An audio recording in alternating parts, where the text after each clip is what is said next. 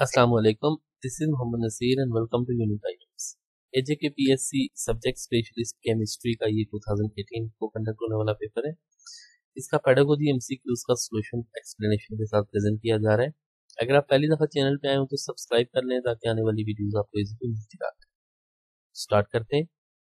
First question है, psychology is the science of human beings behaviour, animals behaviour, attitude.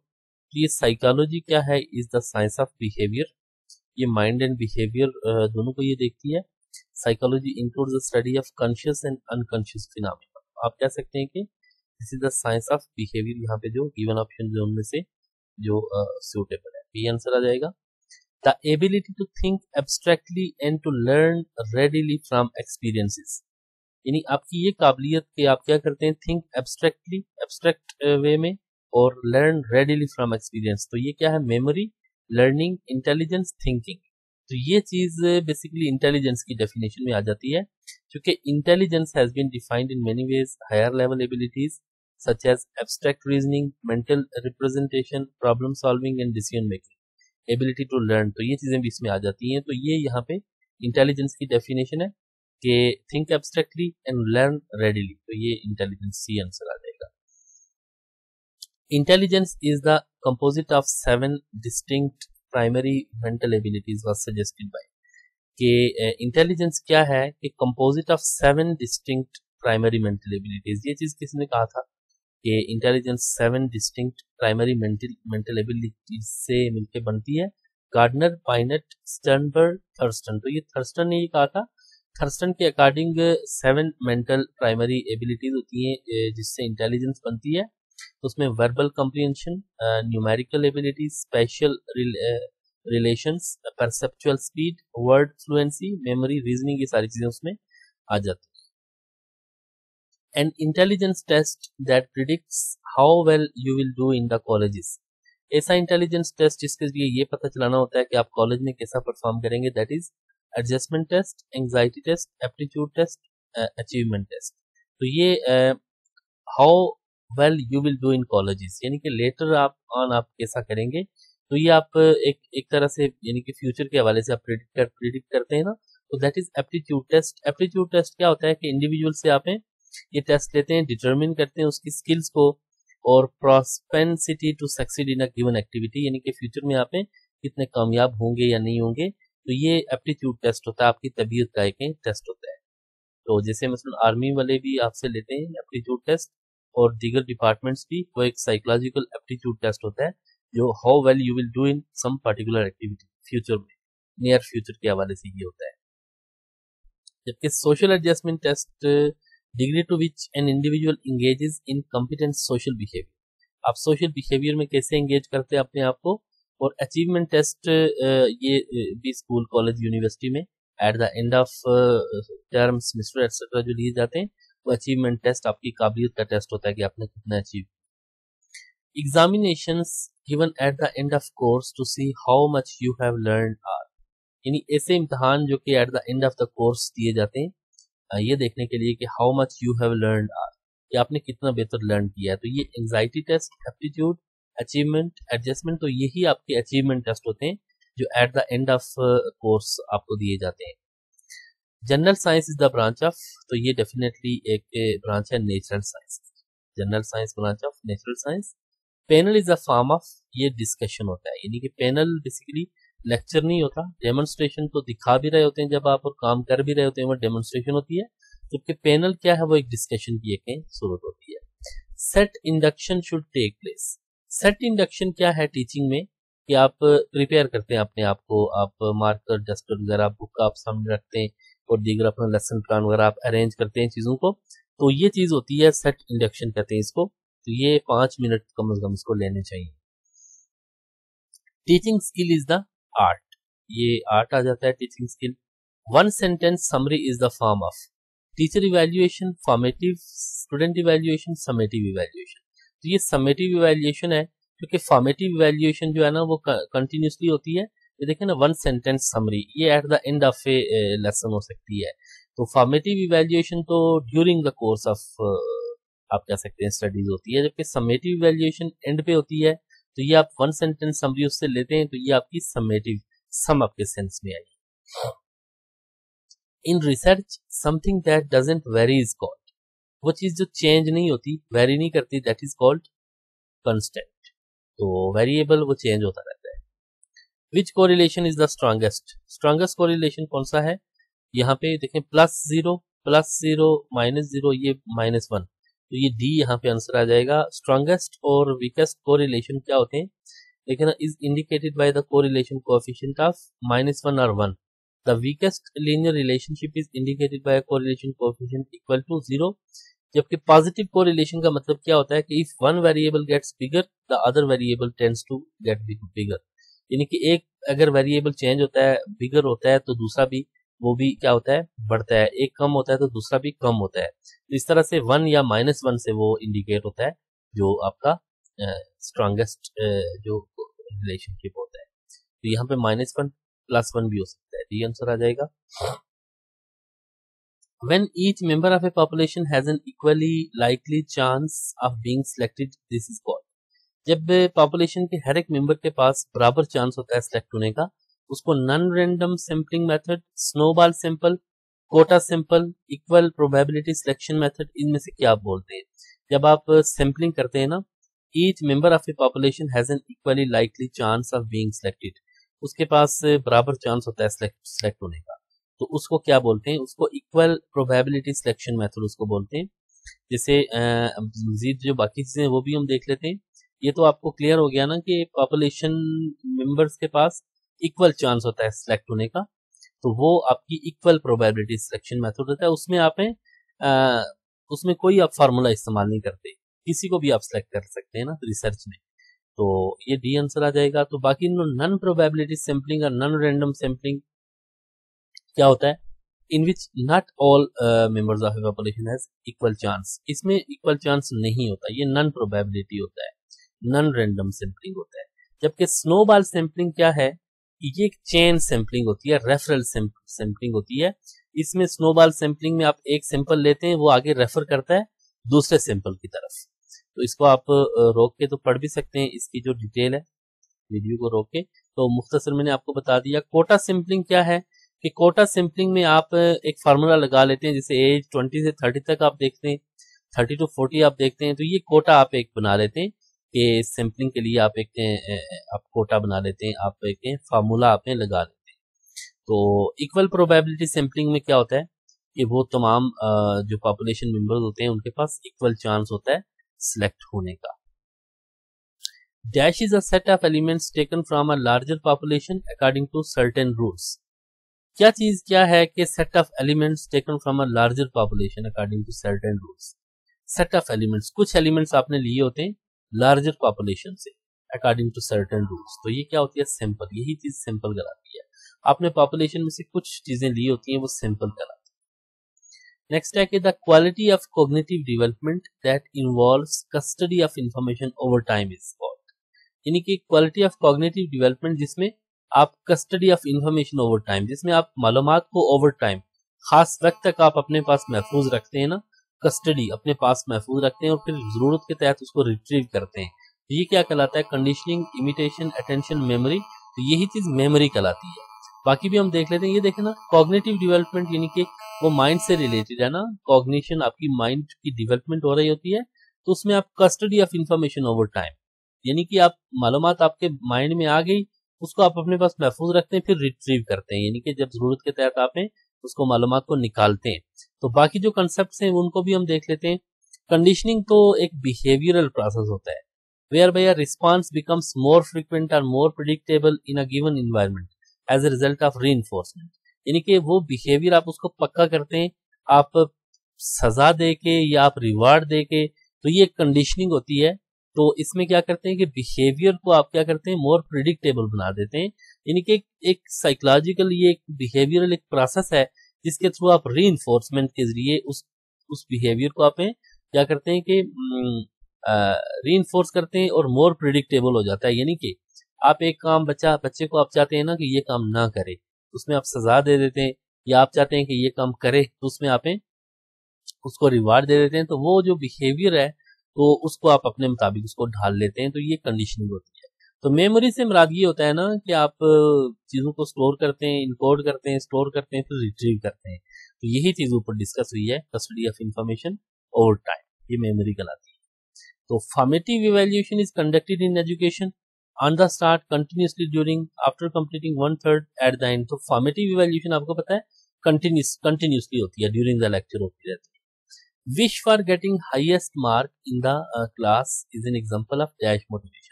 जब आप के पास एक ख्वाहिश होती है ना कि आपने बेहतर नंबर लेने हैं, तो वो intrinsic, environmental, extrinsic, influence, induced, ये कौन सी मोटिवेशन होती है? ये बेसिकली इंट्रिंसिक मोटिवेशन होती है। आपकी एक ख्वाहिश होती है कि आप बेहतर नंबर ले सकें, तो ये इंट्रिंसिक मोटिवेशन होती है। तो ए आंसर आ जाएगा। जबकि एक्सट्रिंसिक मोटिवेशन क्या होती है? आप कोई रिवार्ड्स वगैरह को देखते हुए आप जब मोटिवेट होके ना आप जब काम करते हैं, तो वो एक्सट्रिंसिक मोटिवेशन होती है। आपको सजा मिलती है या आपको रिवार्ड्स मिलते हैं, तो वो extrinsic. Intrinsic with in yourself, अपने अंदर से आप मोटिवेट हुए होते हैं। Dash development involves the recognition of right and wrong in children. कौन सी डेवलपमेंट ऐसी है जिससे बच्चों को पता चलता है कि ये चीज गलत है और ये सही है? Mental, emotional, physical, moral. तो ये मॉरल डेवलपमेंट में राइट और रॉन्ग का कंसेप्ट होता है, सही और गलत का मॉरल डेवलपमेंट में कंसेप्ट होता है। Execution of policy with in the limit set by the administration is the responsibility of. ये किसकी रिस्पॉन्सिबिलिटी होती है? कि एग्जीक्यूट करना होता है पॉलिसी को with in the limits set by the administration, यानी कि उन लिमिट्स के अंदर अंदर ना। तो ये कौन करता है? मैनेजमेंट करती है। तो लीडरशिप क्या है? Is about getting people to comprehend and believe in the vision that you set for the company and to work with you on achieving your goals. तो ये क्या होता है बेसिकली? उनको आप लोगों को साथ लेके चलते हैं, उनको ये यकीन करवाते हैं उस विजन पे और उनको ये समझाते हैं आप, और फिर set the company and to work with you on achieving your goals, ताकि आप गोल्स को अचीव कर सकें। जबकि मैनेजमेंट, लीडरशिप में आप लोगों को लीड करते हैं ना, जबकि management is more about administration in making sure day to day activities. तो ये डे टू डे आप मैनेज कर रहे होते हैं चीजों को, ये मैनेजमेंट होती है। तो यहाँ पे ये एग्जीक्यूट करना पॉलिसी को, ये मैनेजमेंट का काम होता है। तो जबकि एम्प्लॉय तो मुलाजिम होता है, मैनेजमेंट मैंने बता दिया वो एग्जीक्यूट करती है पॉलिसी को, डे टू डे देखती रहती है। स्टाफ ये तमाम मेंबर्स होते हैं। लीडरशिप में ये हायर लेवल आपकी मैनेजमेंट होती है, लीडरशिप में तो ये पॉलिसी बनाती है। The level of management concerned about ongoing activities as an observer is called dash level of management. अब देखें, level of management concerned about ongoing activities. Ongoing activities वो होती हैं जो साथ साथ चल रही होती है, यानी कि कंटिन्यूस एक्टिविटीज होती हैं, जो डे टू डे एक्टिविटीज होती हैं, उनको मैनेज करने वाला टॉप, लोअर, मिडिल, स्टाफ कौन सा होता है? स्टाफ तो कोई मैनेजमेंट होती नहीं है। तो ये लोअर लेवल मैनेजमेंट जो होती है ना, वो ऑनगोइंग एक्टिविटीज को देख रही होती है। तो यही तो बेसिकली क्या होते हैं? सुपरवाइजर्स होते हैं। टॉप लेवल मैनेजमेंट जो होती है वो, इसमें सीईओज होते हैं, एग्जीक्यूटिव डायरेक्टर्स होते हैं, ठीक है। तो ये स्ट्रेटेजिक प्लानिंग करते रहते हैं। जबकि जो मिडिल मैनेजमेंट होती है, तो ये ऊपर वाली जो मैनेजमेंट है टॉप, उसके और जो लोअर है उनके दरमियान में एक राब्ता भी होता है। और फिर ये क्या करते हैं कि बेसिकली ये एग्जीक्यूट करवाते हैं पॉलिसीज को। और इसको मैं आपको बताता हूँ। देखें ना, for small organisation there is often only one layer of middle management but larger. अब देखें ये क्या है? मिडिल और हायर के दरमियान में एक राब्ता होता है, directly accountable to top management for the functioning of their respective departments. और ये डिपार्टमेंट्स को साथ साथ चला रहे होते हैं, जो ऑर्गेनाइजेशन के मुख्तलिफ आगे सब उसकी बॉडीज होती हैं उनको चला रहे होते हैं। और ये लोअर लेवल मैनेजमेंट और अपर के दरमियान में एक राब्ता भी होता है, और यही बेसिकली जो है ना पॉलिसीज को एग्जीक्यूट करवाते हैं। तो सुपरवाइजरी, ऑपरेटिव या लोअर लेवल मैनेजमेंट क्या होती है? यही जो मैनेजमेंट है, ये ना सुपरवाइजर होते हैं, और ये जो आपके वर्कर्स होते हैं उनके ऊपर ये सुपरिंटेंडेंट्स होते हैं। और ये क्या होते हैं कि ये सुपरवाइजर्स होते हैं, ये फील्ड वर्कर्स के ऊपर ये एक तरह की सुपरविजन होती है, ये काम करवाते हैं, असल काम ये करवाते हैं, फील्ड में ये काम करवाते हैं, ये लोगों को देखते हैं। ये क्या होती है? लोअर लेवल सुपरवाइजरी या ऑपरेटिव मैनेजमेंट होती है। The requirement of few technical skills and more planning and conceptual activities the characteristic of dash level of management. अब देखें ना, टेक्निकल स्किल्स आपके पास बेशक कम हो, लेकिन मोर प्लानिंग होती है, कंसेप्चुअल एक्टिविटीज होती हैं, ये टॉप लेवल मैनेजमेंट ये काम करती है। 20 teachers working under supervision of one principal is an example of dash of. 20 teachers एक प्रिंसिपल के अंडर काम कर रहे हैं। तो ये टॉल, कॉम्प्लेक्स, फ्लैट कौन सी ऑर्गेनाइजेशन होती है, इनको हम देख लेते हैं। टॉल ऑर्गेनाइजेशन क्या होती है? CEO seats at the top of the chain of command with various level of management. इसमें एक सीईओ तो बैठता है लेकिन नीचे लेवल्स ऑफ मैनेजमेंट बहुत सारे होते हैं। जैसे मतलब एक प्रिंसिपल आगे अगर वाइस प्रिंसिपल रख ले, सेक्शन हेड्स रख ले, तो फिर वो कौन सी ऑर्गेनाइजेशन हो जाएगी? टॉल। जबकि फ्लैट ऑर्गेनाइजेशन क्या होती है? Involves fewer level of management. Flat में फ्यूअर लेवल्स ऑफ मैनेजमेंट होते हैं। ये देखें ना, ये फ्लैट ऑर्गेनाइजेशन है क्योंकि प्रिंसिपल बैठा है और उसके नीचे 20 टीचर्स काम कर रहे हैं, कोई और लेवल ऑफ मैनेजमेंट है नहीं, कोई वाइस प्रिंसिपल नहीं है, कोई सेक्शन हेड्स नहीं है, तो ये फ्लैट लेवल ऑफ मैनेजमेंट है। जबकि जो कॉम्प्लेक्स होती है ना, तो वो तो उसमें क्या होता है, स्ट्रक्चर उसका कॉम्प्लेक्स होता है, डिवीजन्स, प्रोजेक्ट्स, टीम्स, कॉम्प्लेक्सिटी, यानी बड़ी ऑर्गेनाइजेशन होती है वो, और multiple steps that need to be followed in process, multiple organisational structures होते हैं उसके अंदर, तो ये कॉम्प्लेक्स ऑर्गेनाइजेशन। एरियाज, जबकि ऑर्गेनाइज ऑर्गेनाइजेशन ये कोई टाइप नहीं होती। Areas sources of information for psychological foundation of curriculum are. Psychological foundation of curriculum के लिए जो एरियाज या सोर्सेज ऑफ इंफॉर्मेशन है, that are learning process, student characteristics, teaching method, ये सब चीजें आप देखते हुए आप क्या करते हैं, साइकोलॉजिकल फाउंडेशन ऑफ करिकुलम ये बेसिकली यही चीजें सजेस्ट करती हैं आपको कि लर्निंग प्रोसेस क्या होगा, स्टूडेंट की कैरेक्टरिस्टिक्स कैसी हैं, उनको देखते हुए अपनाएंगे, टीचिंग मेथड कौन सा होना चाहिए। तो ये D all of the above, ये आंसर आ जाएगा। ये देखें ना, एरियाज या sources of information for psychological foundation of curriculum. जब आप करिकुलम डेवलप करते हैं ना, उसमें आप फाउंडेशन ऑफ करिकुलम को देखते हैं, उसमें साइकोलॉजिकल, फिलोसफिकल, ये जो है ना डिफरेंट फाउंडेशन ऑफ करिकुलम होती हैं, उनमें जो साइकोलॉजिकल फाउंडेशन है वो देखती हैं कि लर्निंग प्रोसेस क्या है, स्टूडेंट कैरेक्टरिस्टिक्स क्या है, बच्चों की कैसी कैरेक्टरिस्टिक्स हैं, टीचिंग मेथड कौन सा, ये सारी चीजें वो देखती है। The integrated curriculum stands for, integrated curriculum जो होता है ना, that is engaging the students in activities related to real life situation, ये इंटीग्रेटेड करिकुलम होता है। और for planning of curriculum it is essential to do, curriculum को plan करते हुए आप क्या करते हैं, सिचुएशन एनालिसिस आप करते हैं सबसे पहले। तो programming, report writing, designing strategies ये बाद में होती है सारी चीजें, सबसे पहले आप सिचुएशन एनालिसिस करते हैं। The basic element required in the processing of curriculum, curriculum को प्रोसेस करने में सबसे जो बेसिक एलिमेंट्स हैं, formation of objective, content selection and organisation of content, selection and organisation of learning experiences, ये सारी चीजें उसमें आ जाती हैं। डी आंसर आ जाएगा, यानी कि करिकुलम को प्रोसेस करने के लिए ये सारी चीजें आ जाती हैं। ऑब्जेक्टिव्स देखें, कंटेंट्स, लर्निंग एक्सपीरियंसेस, ये सारी चीजें आ जाती हैं। In your computer subject you allow your class to chat as a part of your motivation before discussing them. Computer पढ़ाते हुए आपने उनसे चैट करवानी है बच्चों से, तो the role of computer as a tool, how is chat use, तो इस तरह चैट आप क्या कर रहे हैं, बेसिकली एक कम्युनिकेटिव टूल के तौर पे आप इस्तेमाल कर रहे हैं इसको यहाँ पे। Which statement is correct about computer conferencing, computer conferencing में live student interaction with an expert ये चीज होती है। इसमें देखें बुलेटिन बोर्ड वगैरह ये चीज नहीं होती। Refer to online class discussion forums and debates, it also refers to, देखें ना कॉन्फ्रेंसिंग है ना, तो ऑनलाइन क्या है, class discussion forum and debate, तो ये ऑनलाइन और लाइव में फर्क है ना। तो it permits two or more individual to engage in a synchronised text based dialogues, text based नहीं होते बल्कि ये live student interaction with an expert, ये कॉन्फ्रेंसिंग होती है। ठीक है, तो ऑनलाइन में क्या है, online discussions, forums and debates, तो उसमें क्या है, डिस्कशन में क्या पता फिर ये टेक्स्ट डिस्कशन है, कौन सी डिस्कशन है, तो बहरहाल ये जो मोस्ट सुटेबल आंसर है वो ये वाला है।